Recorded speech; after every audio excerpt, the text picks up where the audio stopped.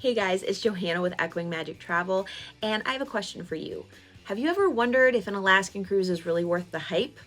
Is it actually as incredible as people make it out to be, or just another bucket list that everyone thinks everyone should go on? Well, I used to wonder the same thing until I went on my first Alaskan cruise, and I'm about to go on my third one this year, and I absolutely plan to go back in the future. Well, today what I'm going to do is I'm going to kind of briefly explain to you why Alaska kind of keeps pulling me back, and I'm going to give you 3 expert tips on how to make an Alaskan cruise unforgettable. So here we go.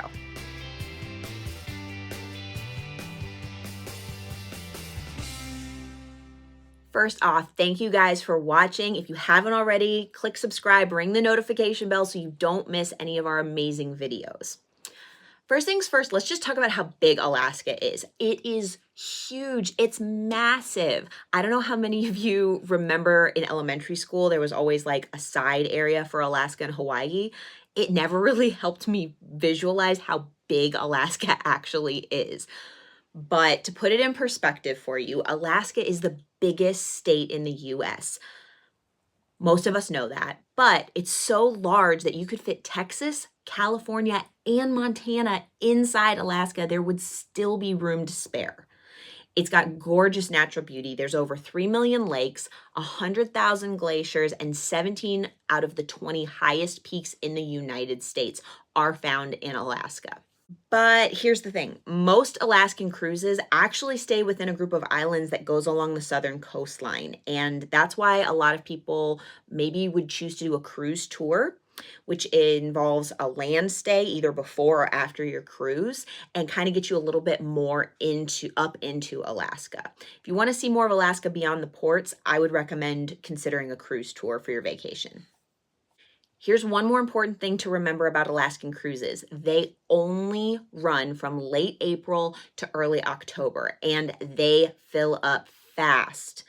I always recommend at least a year in advance booking an Alaskan cruise, but truthfully, if you have a specific cruise, ship, itinerary, or a room that you really want, I would consider 18 months to 2 years ahead of when you want to go getting it booked. All right, expert tip number 1. Yes, you want a balcony.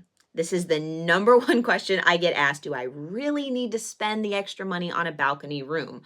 My answer will always be yes. Unlike other cruises where you might just like stare out at the ocean for the whole cruise, an Alaskan cruise is all about the scenery. So like just imagine you wake up and there's glaciers going by, you see whales from your own private space without everyone else around you, or sipping coffee in the morning while the mist comes up over the mountains. It's amazing. But the bonus tip with that is make sure you bring binoculars. Bring your own binoculars. You will miss so much wildlife spotting if you don't have binoculars with you.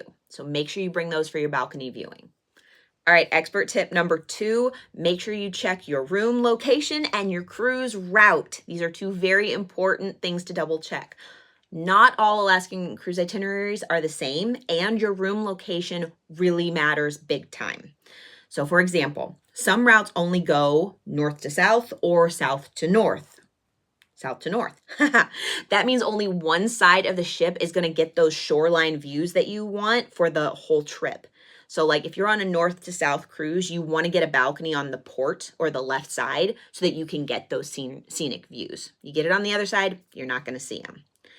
And also, this is a big one, not every cruise goes into Glacier Bay.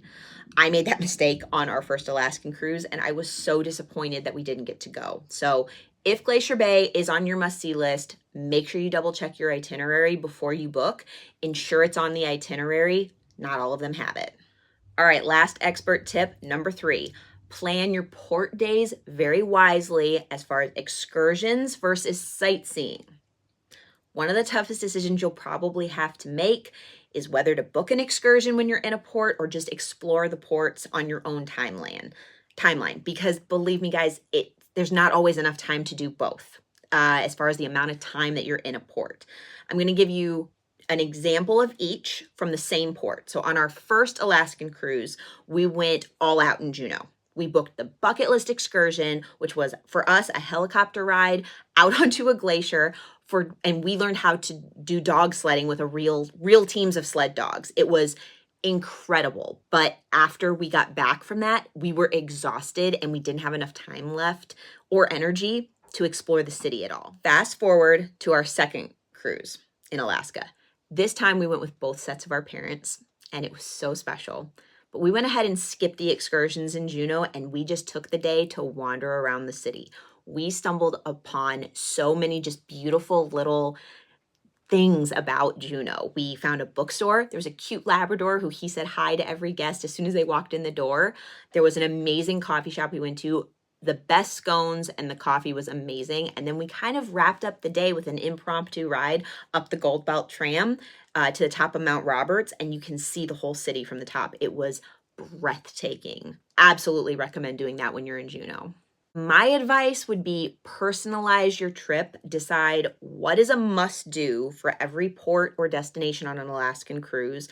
Plan your time in port accordingly, knowing we can't always do everything, so make sure you get the things that matter to you on your list.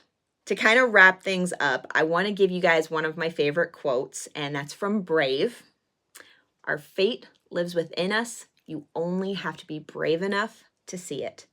So I hope that in your wanting to see Alaska, if it's been calling to you, maybe it's time to be brave and answer that call. May the magic be with you, travelers. Thank you for watching another video blog. I'll see you next time.